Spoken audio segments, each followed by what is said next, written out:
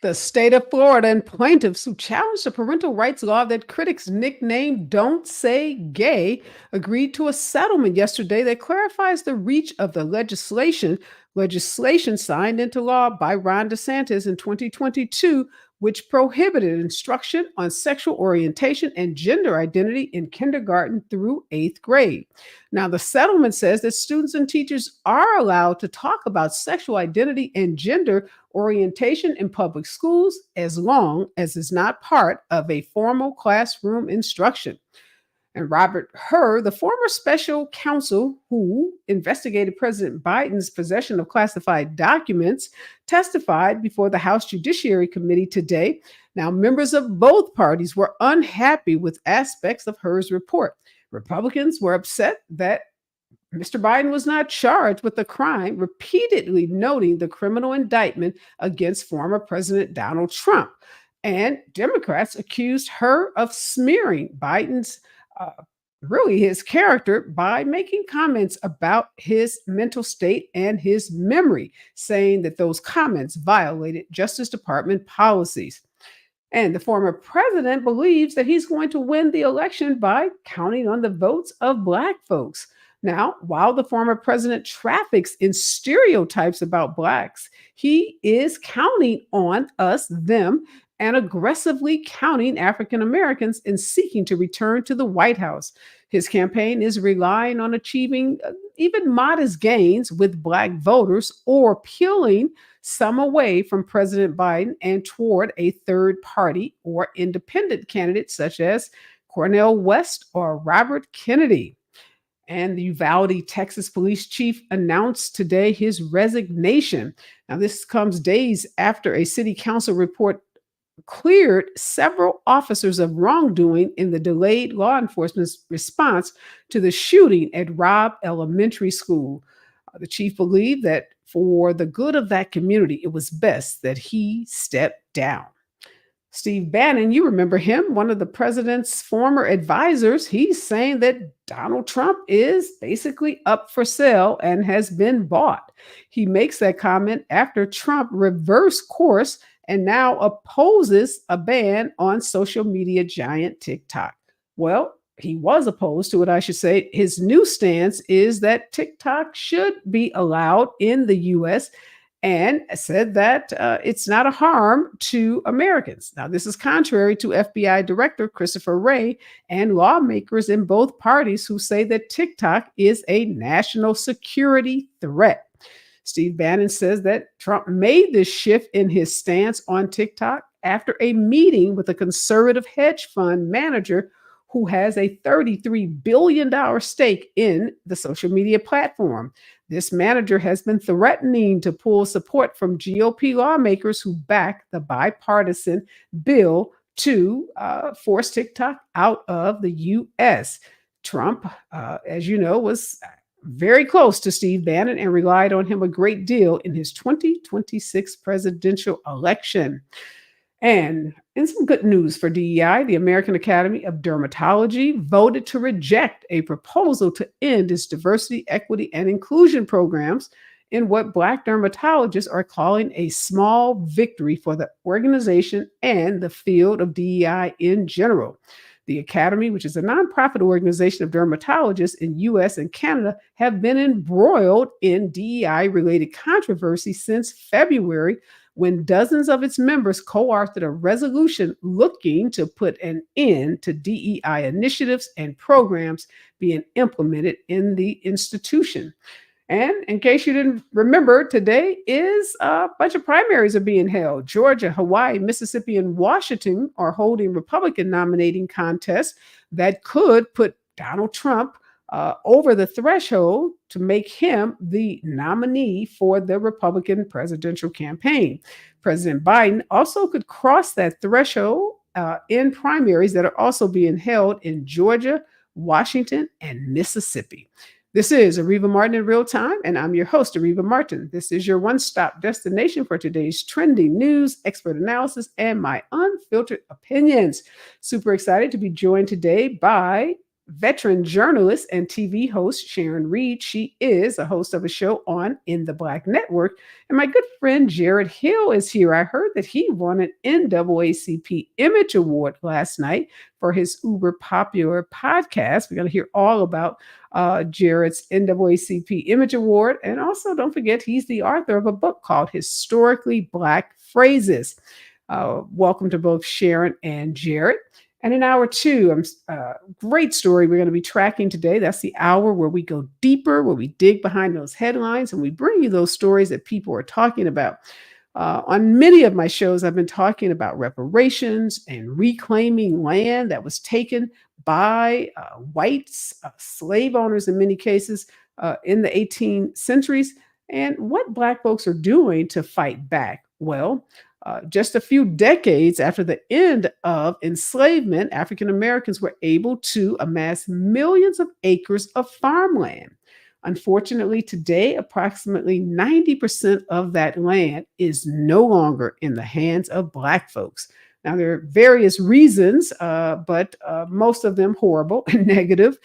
But today I'm going to be talking about a award-winning documentary that really gives us a clear picture of how this land, both this amazing amassment of land happened by Black farmers, but also how this land has been taken away, stolen, and stripped from Black farmers. Now, this documentary is called Gaining Ground, The Fight for Black Land, and it's from Emmy-nominated director Eternal Polk. And Polk examines in this documentary the causes, the effects, and what is being done to fight for the exploitation of laws that have been used to strip landowners of their land. And he's also going to talk about what these farmers and others are doing to reclaim this land and to create generational wealth. So I'll be talking to not only Emmy Award nominated the director, Eternal Polk, but also Michael Robinson is going to join us in hour two. And Mr. Robinson happens to be a farmer that owns a very large farm in the U.S. So really interesting conversation about how farmland, many folks don't think of Blacks as being farmers, but we were, and we owned, as I said earlier, a substantial portion of the farms in this country. And decades later, now we have been divested of pretty much all of that farmland. And it's been a big battle with the federal government getting payments made to those farmers whose land was illegally stripped from them. So make sure you stick around for hour two to learn more about Black folks and farming and what they are doing to reclaim that land and to advance the issue of generational wealth. But before I bring on my guests, here's what I'm thinking about in real time. Even though primaries are taking place in Georgia, kind of anticlimactic because Donald Trump, as everyone knows on the Republican side, is likely to be the nominee. He's going to cross that threshold today because of the number of delegates that he'll pick up in the primaries that are happening today.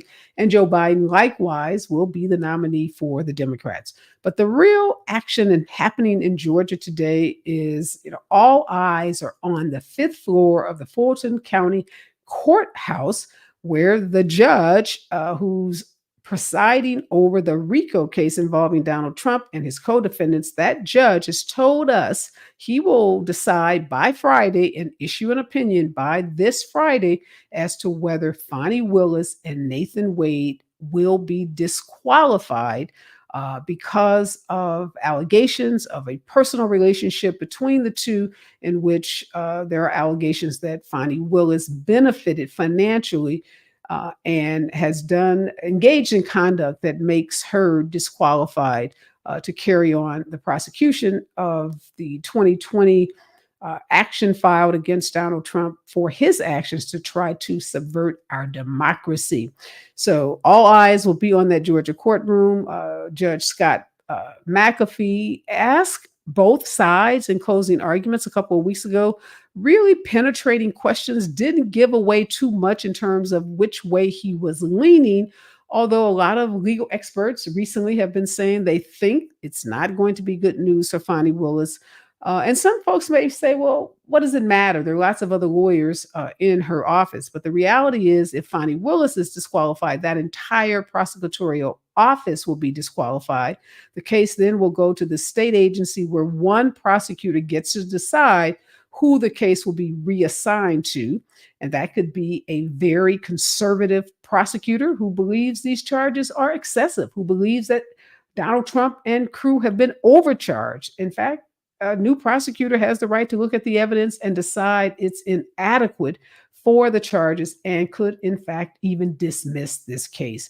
So there is a lot hanging in the balance as we look at that courtroom. We'll be staring at the courtroom for the next 3 days, waiting for McAfee to issue that decision. It could have sweeping implications on the 2024 election. Again, if Fani Willis is removed, she has been outstanding. She's been effective. She's been tough.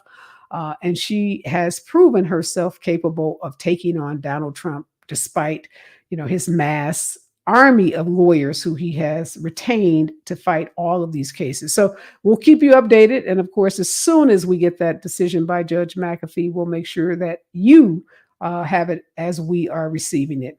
More of today's breaking and trending news right here on KBLA Talk 1580. You're listening to Areva Martin in real time on KBLA Talk 1580. On your period, sudden gushes happen without warning. But now you can say goodbye to stand-up gush fears thanks to Always Ultra Thins with rapid dry technology. It absorbs gushes 2 times faster than the leading store brand and gives you up to 100% leak-free protection. Hello, clean and comfortable with Always Fear No Gush. Tax Talk with Straight Talk. You give and you give. This tax season, you get with Straight Talk Wireless. You get a reliable 5G network and unlimited data and a Samsung Galaxy A14 included when you buy an extended silver unlimited plan. So you can give your janky phone to your kid. Yeah! Switch to Straight Talk for plans starting as low as $25 a line per month for 4 lines. Find us at straighttalk.com. For network management practices, visit straighttalk.com. Device offer ends 4/14/24. Online only. Family plan discount with 4 lines, all on the Silver Unlimited plan. Taxes and fees apply. If you're looking for the most epic place on earth, let's start at the base of a massive waterfall. Then trek through the thick jungle. Then climb to the peak of a snowy mountaintop. Then once you get there, keep going. Because with intelligent 4x4 and 7 drive modes and a Nissan Pathfinder, the search is the real adventure. Available feature. Intelligent 4x4 cannot prevent collisions or provide enhanced traction in all conditions. Always monitor traffic and weather conditions. Helping to broaden your political and moral imagination with our 2024 climate justice campaign. For KBLA Talk 1580. KBLA Talk 1580. We've got a lot to talk about. KBLA Talk 1580, connecting you with services and solutions. Stay Housed LA has the resources you need to know your rights and the legal support to back them up. The COVID-19 pandemic has cost people their jobs and livelihoods. This has left an estimated 1/3 of households not being able to make rent and facing losing their homes. This is a fear no one in our community should have to face. You have rights, though, and Stay Housed LA is here to help. Stay Housed LA is a partnership between the County of Los Angeles, the City of Los Angeles, and local community and legal service providers. Together, they provide tenants with the information and support needed to exercise their rights so they can remain safely in their homes. Find out more about your rights by participating in a virtual tenant workshop. Get the legal assistance you need. Find additional resources in Los Angeles County and the City of Los Angeles. Stay connected to Stay Housed LA County for updates. This and more at stayhousedla.org. Stay connected to Stay Housed LA for updates. This and more at stayhousedla.org. That's stayhousedla.org. Or call their hotline at 213-694-0040. We've got your black with a community call to action from KBLA Talk 1580.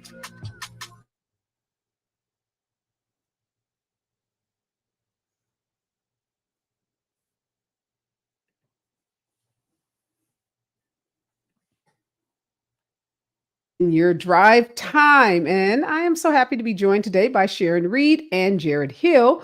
And Jared, my good friend, little birdie told me, or maybe the producer, that you won an NAACP Image Award last night. First of all, Super congratulations, my friend. Well deserved. And please tell us about the experience and what you won the award for, the category. Just spill the tea for us. Yes. So we won an NAACP Image Award last night for outstanding literary work for I'm still calling it new. It came out in September, but our book is called Historically Black Phrases From I Ain't One of Your Little Friends to Who All Gonna Be There. Uh, and so we're nominated for Outstanding Literary Work Instructional. And last night was the first night of rolling out the awards. And so we found out last night that we won. And it's been kind of a crazy couple of days. So it's been really, really great. Well, I have to make a correction. I thought you won for your amazing podcast, but you won for that incredible book. So, see, I had you winning for another category. Well, that's even Listen, more. I'll take it. I'll take them all. Yes. Well, good. Keep us posted. I know you must be floating on a cloud, your first book, and to win such a prestigious award. It's amazing. So thank you for taking time out of your busy celebrity schedule to spend it with us. Help us break down Always. some of this news. Sharon, let's talk about the American Academy of Dermatology. I was seeing some of the Black dermatologists that I follow on Instagram posting about this, and there was some real concern that this group of dermatologists who got together to try to get this resolution passed to really, dead DEI efforts amongst a medical profession that already has such a small number of practicing doctors. But thank goodness, common sense prevailed. People of color prevailed, and they weren't able to end these, the DEI efforts in the field of dermatology. What do you think of this, though? Like, why? Yeah. Why? Because we're under attack constantly. And, I was just thinking about an hour or so ago, I just happened to be going to pick up something from the drugstore. And for some reason, my mind said, oh my goodness, we've lost so much ground. How on earth will we make it up? Like, this is truly scary. These discussions that we've had with fellow, friends, family who said, oh, I'm not going to vote, or I'm not inspired. And we're looking at the result here. Finding a Black dermatologist, which is a necessity for so many of us, is so hard. I looked high and low, and I think I have the best one in Atlanta, Dr. China Steele. But it's comforting to know that they get it and they fought. I am surprised, though, Areva, that it actually worked for now. Doesn't mean that we're still not under assault. Well, what happened clearly, Jared, is after the Supreme Court ruled that affirmative action in college admissions was unconstitutional, it just opened the floodgates. And not only are corporations and states like Florida doing away with DEI programs, now programs in the medical field already, I think, has, I don't know, 2% or so, 2 to 3% of all doctors, MDs are African American. I mean, so it's such a non-diversified group to begin with. And then when you get into specialty care like dermatology, the numbers are really, really small. One of my best friends is a gynecologist, and she sent me a thing just yesterday that was showing like one of the things that they have at her hospital to talk with women who are pregnant during Ramadan. Right. And the ways that, like, we know that you fast during the day. So these are some things to consider. And these are the different things that the impacts that it can have on the baby. And these are the choices you can make, etc. And she was saying to me, like, this was an initiative that we, started after having multiple people come in. And I was like, oh, that's going to be really amazing for a woman who is Muslim, who is pregnant and trying to figure out, like, is it safe for me to make this choice? This is what people are telling me. This is what my doctor said, right? And like those kinds of specific initiatives are the things that make such a big difference from a practical standpoint for a person who is coming in thinking about their skin or thinking about their eyes or thinking about their baby or whatever it is, right? That's the practical importance of things like this, of being able to have like a person who's thinking about a diverse set of things. And it's also interesting to me in this scenario because like the fact that we have to even fight for these things is also absurd, right? All of our skin is not white. All of our skin does not show up in the same kind of way. All of our issues are not the same. Some people have eczema, some people have acne, some people don't, right? And like the idea of needing the diversity there is just so basic to me. And I'm so glad you brought up that example of a Muslim woman giving birth in a hospital. I don't know how broad this resolution was that didn't pass for the dermatologist, but conceivably, this kind of program that you just described might have fallen under a DEI program. It may have been one of the programs that would have been eliminated, had a resolution like this passed, say, with respect to OBGYNs. And maybe, had it passed, it probably would have emboldened other practitioners in medicine to try to eliminate these types of programs. We are really going to have to figure out in this year, in the coming years, how are we going to fight back? Because these attacks on DEI are showing up everywhere. I mean, it's not limited. And the Supreme Court made it clear that they were just ruling with respect to college admissions, but everyone who has an agenda to eliminate these kinds of programs are taking advantage of this decision, even though it was not meant to be utilized in these other areas. And speaking, Sharon, you hit the nail on the head with this critical election. So Steve Bannon comes out and says Donald Trump has been bought and paid basically by this billionaire investor who has $33 billion invested in TikTok. Donald Trump previously was on board with those lawmakers that want to ban TikTok in the US because they say it's a national security risk. And whether you agree with that or not, he has a meeting with the hedge fund manager, and now all of a sudden he's reversed his position on TikTok. And to have your guy, like your dude, Steve Bannon, call you out, that's pretty significant. It's beyond saying the quiet part out loud. Here you have, this has been going on, but here you have a presidential nominee. He's almost there, who will soon get briefings. And I would submit to you, why would anyone get a briefing who's on trial for hoarding classified documents and a slew of other national security risk type felonies? It's absurd. And now we have the whole TikTok thing, and he's not even trying to hide it. And really, neither is the Republican Party, or as you mentioned, Steve Bannon. This is where we are, and we become so numb to it. I think it's difficult to even shake the electorate up. Hopefully they're listening tonight to your program, Areva, because people don't understand just how bad it is. We are not almost on the verge of being one of these other countries that we love to dictate and police. It's us. Hi, we're right here. Yeah, and but we shouldn't leave out Budweiser, Jared, too. So they're going to host a fundraiser for Donald Trump, and we know the Republicans were hitting Bud and Budweiser really hard, going after them. When they were endorsing or using that trans person as their kind of spokesperson or doing something with regards to a commercial, and now all of a sudden Bud Light is saying, well, we can throw some money Donald Trump's way, and he's singing a whole different tune. And I mean, the blatant way in which we know this man can be bought because he needs so much money. He couldn't even get a security clearance. And to your point, Sharon, now he's got to start receiving these classified documents because he is the GOP nominee. Our system, Jared, we did not, the founding fathers didn't, they could not have, anticipated a crook like Donald Trump. So the laws aren't really even set up to adjust to his kind of conduct. I think you're on. You muted yourself. I'm sorry. I was going to say, I think some days I think that the law is not working the way it's supposed to, and then other days we have conversation. We're like, no, this is about what they was thinking. I think this is what the plan was, right? And we're having another conversation about Donald Trump doing something unscrupulous that has to do with money. How many times have we had that conversation, right? Like, how many times has it happened that we've seen, right? How many times has it happened in plain view? And I think it's one of those things that Donald Trump has gotten away with so many things that people are like, another thing that Donald Trump allegedly did, right? And it's hard for people, I think, to catch which one they're supposed to be upset about.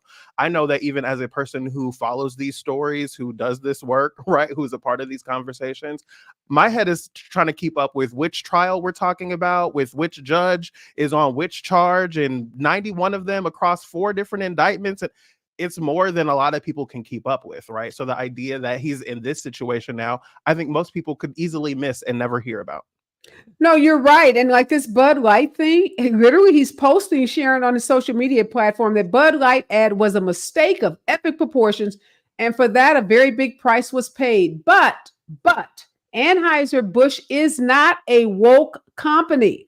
It's a great American brand that deserves a second chance. We should be going after those companies that are looking to destroy America. And of course, that's not Anheuser-Busch, because they're going to throw a big fundraiser for him. So, they've had this feud kind of going on that goes back to April 23, when the brand came under fire for posts with a transgender influencer. So, Republicans hate transgender people because they're, trying to enact a gazillion different laws to limit the rights of transgender. But Donald Trump says, we got to forgive them because they're giving him a fundraiser. Even some Republicans, I think, stomachs, obviously Steve Bannon being one of them. I never thought I'd be saying anything that I agree with Steve Bannon, but he called it. When we come forward, got to continue this conversation about Donald Trump is available, open for business. He's for sale, people. How do we make people understand that? Stay with us, KBLA Talk 1580. Right time. More of Areva Martin in real time when we come forward. I'm Tyreek Wynn. Here's the latest on the Black Information Network. The NAACP wants Black student athletes to reconsider if they're thinking of enrolling in a predominantly white institution in Florida. The organization yesterday sent a letter to the NCAA president, Charlie Baker. NAACP leaders are protesting the state's law requiring schools to dismantle diversity, equity, and inclusion policies. They claim that Republican governor and former presidential candidate Ron DeSantis has been wagging war on Black America. However, they say their recommendation is not about politics, but about protections and progress. The FDNY is investigating who heckled New York Attorney General Letitia James at a graduation ceremony last week. The booing was loud and prompted the Attorney General to say, "Come on, we're in a house of God." The heckling sounded well orchestrated rather than spontaneous, with Trump chants interrupting James's remarks. That's the latest. I'm Tyreek Wynn on your home for 24/7 News, the Black Information Network, and BINnews.com.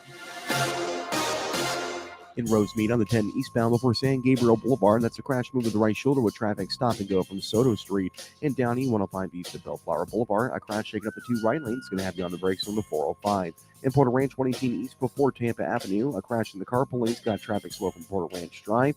And then Industry 605 south before the 16. A crash in the two right lanes. It's going to have you on the brakes from Lower Azusa Road and Los Angeles Street.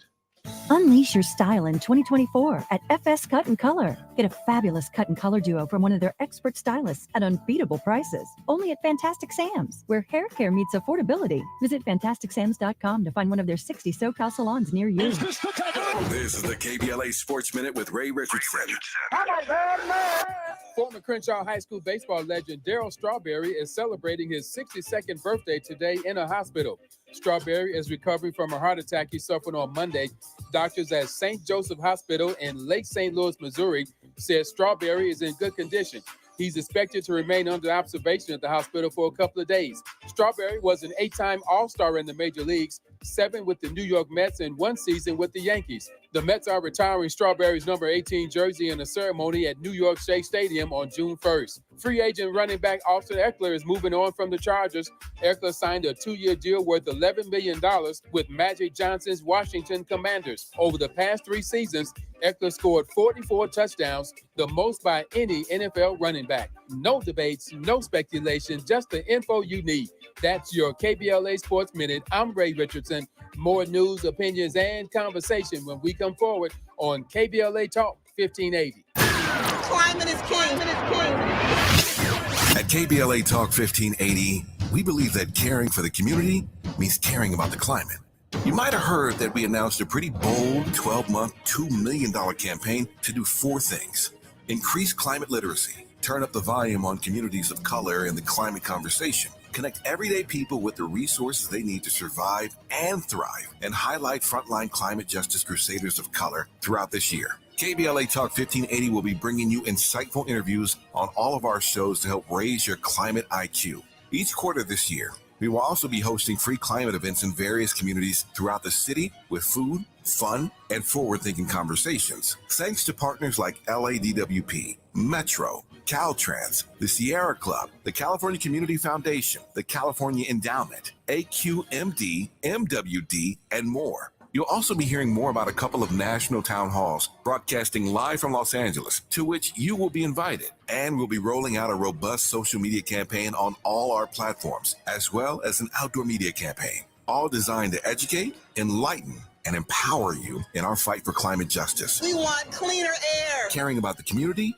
means caring about the climate. At KBLA Talk 1580, we believe that we really can change the world if we care enough.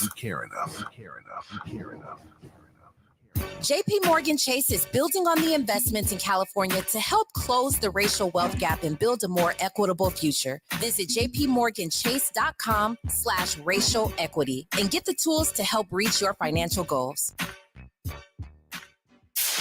KBLA Talk 1580. We've got a lot to talk about. KBLA Talk 1580 believes in community empowerment through the arts. Tia Chucha Central Cultural is on a mission to transform community in the Northeast San Fernando Valley and beyond through ancestral knowledge, the arts, literacy, and creative engagement. The Northeast San Fernando Valley has a population of about 500,000, the size of the city of Oakland, yet it has no bookstores, art galleries, or full-fledged cultural spaces until Tia Chuchas opened its doors in 2001. Founded by renowned poet and activist Luis Rodriguez, Tia Chuchas Cultural Center provides a year-round free or low-cost arts and literacy bilingual intergenerational programming in mural painting, music, dance, writing, visual arts, healing art sessions, and healing talking circles. Activities also include Mexica, Aztec dance, indigenous cosmology, philosophy, and 2 weekly open mic nights, one in Spanish, the other in English. In addition, they host author readings, film screenings, and art exhibits. To express yourself, heal yourself, attend an event, or volunteer, please visit www.tiachucha.org. That's TIACHUCHA.org. This is a community call to action from KBLA Talk 1580.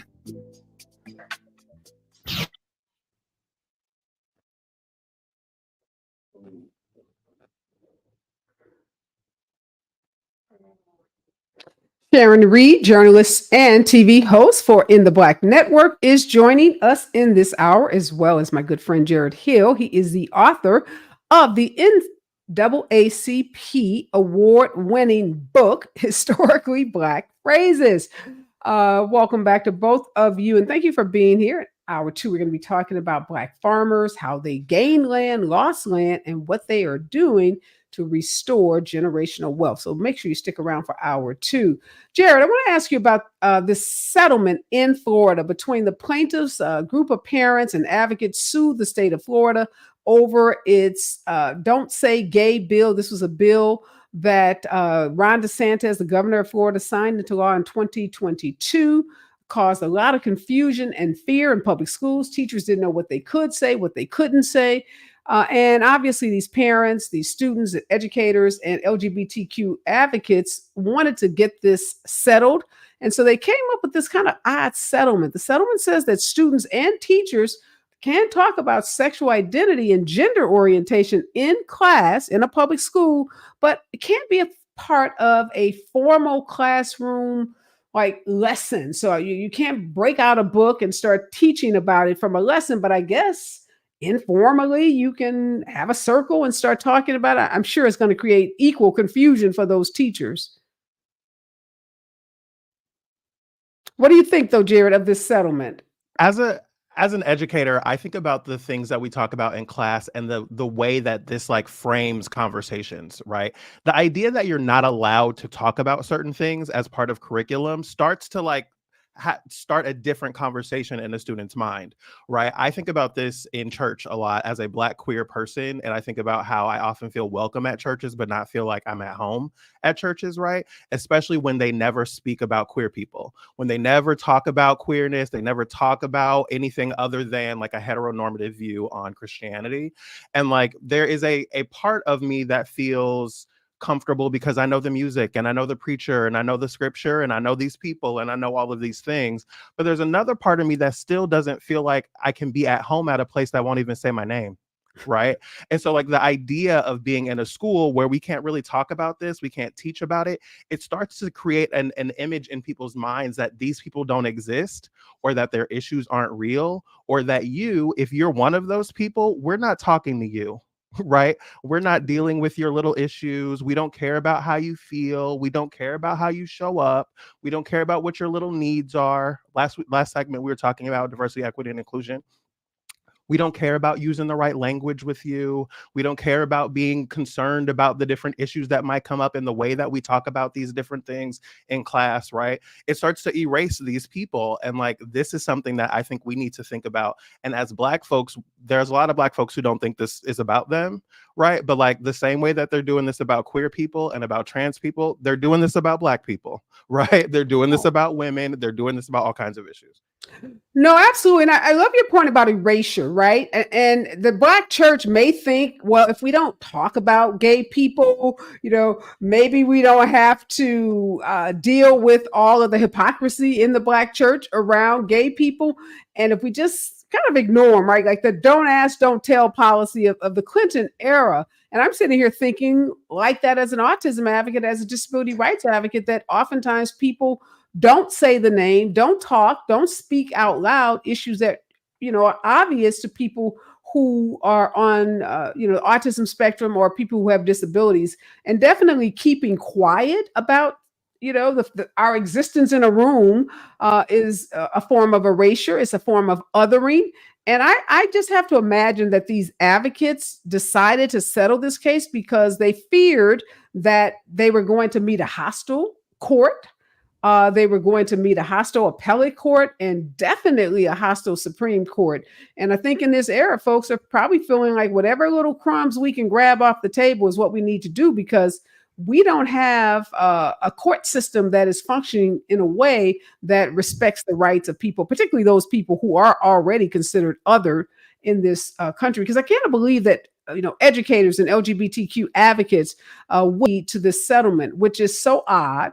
Again, like, we can informally talk about you being gay or having gay parents, but I can't do it in a lecture for, a formal classroom, set of instructions. So it is odd. And maybe the thought is, let's, get through this election, maybe get, control of the House, or I don't know. It has to be some thinking about, I'm sure, how we revisit this and get a better outcome.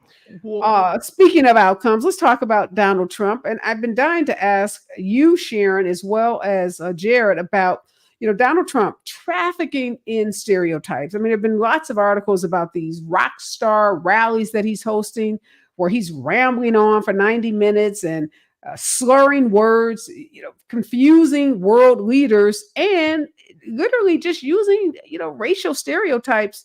But folks are cheering and they're shouting and they're, encouraging him. And he thinks that this is the way to get Black voters. So I want to start with you, Sharon. You work for a Black network. How is that Black network, like KBLA, Black owned, covering Donald Trump and this notion that somehow he's going to be able to peel away Black voters while at the same time insulting us? Yeah. Well, honestly, I think we have to start with honesty and countering it every single time. Because you're right, as he's slurring and sweaty and pretending that the only people he can see are, quote, the Blacks, it's all offensive. But, because I see one or two images of Black men perhaps wearing those J6 tacky sneakers, okay, and buying into it, that doesn't mean that it's reality. I don't know that the polling is accurate here. I don't know if perhaps it was floated out there and then we ran after it and just pretended that it was all true. It's not necessarily true, but we definitely have a problem on our hands, one that's created by AI and Donald Trump sitting on a barbershop stoop with fake Black friends. It's all an issue. So there's so many. Have you seen the one, out. Sharon, where he's being hugged by a group of Black women? I mean, and there's so many things, and listen, if you want to be a network in these times, that, I know that, you have to be prepared for the heavy lift, and you have to be an octopus in many ways and just reach wherever you have to go. But it's a lot. It is genuinely a lot. And it would help us a lot if mainstream, quote unquote, media would understand that we're not an other here. It's all part of the same story. And with Donald Trump, it begins and ends with a lie, but the danger is real. Is he has, Jared, in some of these polls, he's been polling 6% higher than the numbers that he actually received in 2016 or 2020. But pollsters are speculating that he's going to receive more votes from African Americans than any other Republican candidate. What are you hearing? I mean, you have your finger on the pulse of the Black queer community, the Black millennial community. What are folks saying about Donald Trump in those communities? So this is a story that I'm like marginally concerned about, but not worried about. Because every time I have a conversation with a Black person who's having any real thoughts about Donald Trump, it usually doesn't stand up to a follow-up question or two, right? Usually it's like, oh, well, Trump gave us the checks and the da-da-da-da-da. And it's like, well, do you remember why you got the check? Well, I mean, not really. It's like, yeah, we got the check because Donald Trump has screwed up the economy so bad. Do you remember that part? Right? Or whenever people talk about this Joe Biden like, oh, not in this economy, I'd be like, no, hold on. What does that mean? Right? Because by most of the measures that we use, this economy is doing the best that it's ever done. Right? Or if you want to talk about various different things, right? Like these kinds of moments where people are talking about Donald Trump as a viable candidate for them, usually when you ask them a follow-up question or two, it kind of falls apart. Right? And we've seen that happen on The Daily Show with Jordan Klepper at Trump rallies. We've seen that happen at the barbershop. Right? And so like you've kind of seen it happen in various different kinds of ways. And like, I'm not as worried about this. I think it's totally possible that Donald Trump brings out some Black people to vote for him, right? Because there's a concerted effort to get Black people to come out and vote for him. And so when I hear these conversations with Black folks that are considering these things, I try not to be frustrated or upset with them because I know that there are people who are working a job to make people think this, right? To make people think Donald Trump is the choice. And so it's a hard dichotomy for me. No, that's a good point. They're rapping about the STEMI, right? The STEMI. And, it is our job to remind them, well, we got that little bitty $1,200 check because he tanked the economy because of the way he tanked his handling of the pandemic. And it really wasn't Donald Trump. It was Nancy Pelosi and Congress who is responsible for pouring all of that money into the economy that was needed because of the horrible way in which he handled the pandemic. You're right. And once you kind of explain that to people, reasonable people, not all people, but most people, they are willing at least to reflect on the facts because there's so much disinformation out there. Those of us who study this for a living really are working overtime trying to correct all that disinformation. When we come forward, I want to talk about Robert Kennedy running as an independent, and he's decided that his running mates should be sports figures like Jesse Ventura or Aaron Rodgers. What's up with the Kennedy? Stay with us, KBLA Talk 1580. You're listening to Areva Martin in real time on KBLA Talk 1580. LADWP is proud to partner with KBLA to share with you how to start the new year without bill worries. We're here to help if you're behind on your bill or need help staying current. Sign up anytime online for Level Pay to set predictable monthly payments throughout the year, including for past due amounts. You can also check out the special extended pay arrangements of up to 48 months to help pay down your bill. If you're a senior or income qualified, you may be eligible for Easy Save to receive discounts and also qualify for free and discounted energy and water saving devices. You can get up to $15,000 for past due water and or sewer bills and up to $3,000 for electric bills. But you gotta act fast. Funding is limited. You can reduce your past due bills and kick off the year right, because here at LADWP, we're here to help. Visit ladwp.com/cares today and find out more. Hey Californians, are you ready to make your home ownership dreams come true? The California Dream for All Shared Appreciation Loan Program might be for you. First-generation homebuyers can get down payment and closing cost assistance along with a first mortgage to help you unlock the door of your new home. Applications open in April, so talk to an approved lender to see if you're eligible. Find out more at calhfa.ca.gov/dream or call 877-922-5432. A message from the California Housing Finance Agency. Around here, we don't believe in victimhood. We believe in raising our voices, amplifying Black voices in the climate conversation. We're KBLA Talk 1580. KBLA Talk 1580. We've got a lot to talk about. KBLA reminds you that when we fight, we win, and we don't black down. LA Community Action Network, or LA CAN, was formed in 1999 when 25 residents of downtown LA came together and acknowledged the problems that existed in their community and made a commitment to do something about those problems, to stand together, organize, and become a force in the community that demands change. Civil rights and preventing the criminalization of poverty are their core projects. In addition, they take on women's rights, the human right to housing, and healthy food access.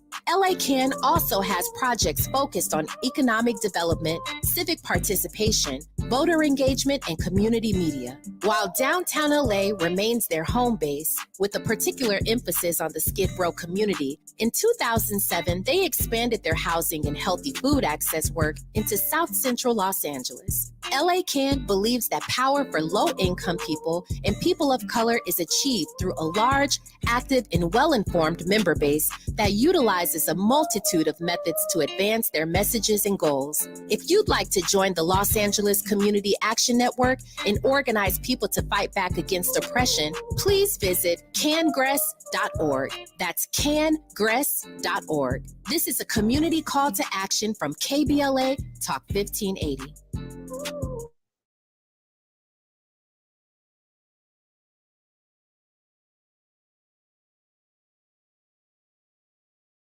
Sharon, what is up with Robert F. Kennedy? He's running for president as an independent. Donald Trump thinks he's going to convince Black folks, if they don't want to vote for him, to vote for Robert F. Kennedy. And today he gave a list of folks who are top choices for him for VP. And one is New York Jets quarterback Aaron Rodgers. And the other is ex-pro wrestler and former Minnesota Governor Jesse Ventura. Now, I guess if you say Jesse Ventura was the governor of Minnesota, maybe that choice makes sense. But Aaron Rodgers does not resonate with Black folks, so maybe that should be the choice, and that would be helpful to perhaps the Biden administration continuing. I don't know what's going on here. I don't know if there's anyone else on this very short list. In my view, Ventura is somewhat irrelevant these days, just my view.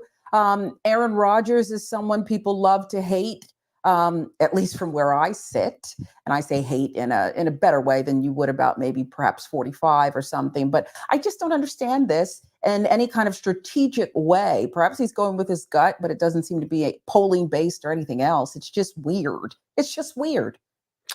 Yeah, Jared, we know Kennedy is one of the biggest conspiracy theorists out there. He had some wild conspiracy about vaccines. He's had wild conspiracies about autism and Black boys. He doesn't talk a lot about those conspiracies, obviously, on a campaign trail. But why would someone with his brand, with his name, with his family's name, get into politics and do something like this? Like say, I want Aaron Rodgers of all people to be my running mate, rather than pick what most folks would consider to be a serious potential mate that has some political experience, that has some kind of experience in government. Yeah, I think about this as I was reading, some of the coverage around this. I think when a candidate's family comes out against them, that's generally not a good sign, right? Like looking at Robert Kennedy's family and like him having to apologize for the Super Bowl ad that he ran, the ways that people are thinking about this campaign do not give, I don't know, like winning possibilities to me. And like looking at these people that he's considering to be his running mates, I mean, you do make the point about being the former governor of Minnesota, which makes him like a political, voice. But as Sharon said, like no one's really been talking about Jesse Ventura from a political standpoint for quite a while. And this also says to me, like, you're an unserious candidate, right? Like Robert F. Kennedy, nobody... I hate this phrase that we always hear on the news, but like Robert F. Kennedy replacing Kanye was not on my bingo card for 2024 as far as like candidates that Trump is going to support to try and siphon off the vote. But here we are, right? Here we are nonetheless. Yeah, again, that's what I'm saying. So insulting to black folks. So we're gonna choose Robert F. Kennedy despite all of these conspiracy theories that he has just decided to be the hallmark, really, I think, of his foray into politics, even though he won't acknowledge them. And then he goes and says, "You people are so dumb. You're going to vote for me and then vote for this football player as my VP." I don't know. Black folks, we're going to show everyone that we're not nearly as stupid as people think we are. Sharon, Joe Biden has cinched the nomination with the primaries that are happening today. So he is on the ticket. But I continue to see articles written about how come we don't find a younger candidate? How come, there isn't someone else running for president? And I typically ignore these, but I did decide to comment on one of these articles written I saw it on Instagram, and I was like, this is such a reckless article, and it's so misleading, and it gives hope to people where there's no hope. You got to start running for president 3 years before the election. And Joe Biden had a choice: either be lame duck in his second year and get nothing done, which would have happened had he announced he wasn't running to give others an opportunity to run, or you run. We are a 2-term presidential, that's how our system of government is: 2 parties, Republicans and Democrats. And to get something done in this country, you need to be a 2-termer. But there's still people who have some vision or fantasy that at the August convention in Chicago, Gavin Newsom is the name I hear most often, is going to somehow sway Joe Biden and Kamala Harris to give him all of the delegates that they've been out there fighting for, and he's going to emerge from that convention as our nominee.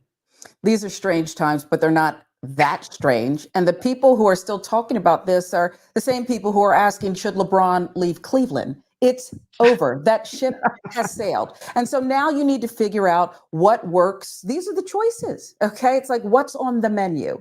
You can order this, but it's not on the menu. Okay. And the chef's not going to make it a la carte for you. So pick the candidate that works best for you, the one that perhaps won't harm you or democracy the most. And let's go with that. But stop writing these goofy articles about what's not going to happen. Bill Maher, Nikki Haley is not going to replace the first Black female vice president on the Democratic ticket. So can we stop with this? Go ahead, jump in. So here's the thing, Sharon, Areva, agree with you. But there's a really big asterisk here, right? Like, these 2 very, very old men are leading the ticket, and one of them could very well end up in prison before we know it. And like, both of them, listen, I don't wish anything on anybody, right? But like, we're just looking at the clock and the reality of the situation, right? No, Garrett, for sure, if there's death or illness, that's one thing. But these people are fantasizing that Joe and Kamala go to the convention and say, oh, we think we don't want to run. Oh, we think we're too old. Kamala's too Black. She's too whatever. And here, hand it over as a gift to a Gavin Newsom. That's what we're talking about. I don't anticipate that happening. I don't expect it, or even like really like dream of it happening necessarily. Also, the idea of Gavin and Kamala on the same ticket with him at the top is also weird, or him at the bottom is also going to happen. Not like happening. The theories around that is also kind of odd to me. But the idea that like anything could happen between now and nomination, anything could happen between now and November is not necessarily unreasonable, but it is something that's like, now y'all, come on now. I don't see it, right? But like, but it's possible. Well, Sharon and I would agree, if there is illness, if there's death, it levels the playing field. All bets are off, right? And we start over. But these people are fantasizing that the party, i.e. Democrats, are going to get to the convention and somehow convince Joe and Kamala to give it up after they've been out here busting their butts. And there's so many problems with the theory because our system isn't set up in a way. First of all, you have the delegates, right? And why are they going to give all the delegates to Gavin Newsom? What about Wes Moore? What about Pritzker in Illinois. There are lots of other people who would love to be the president. So the notion that Gavin Newsom would be that guy, and then just to jump over our VP.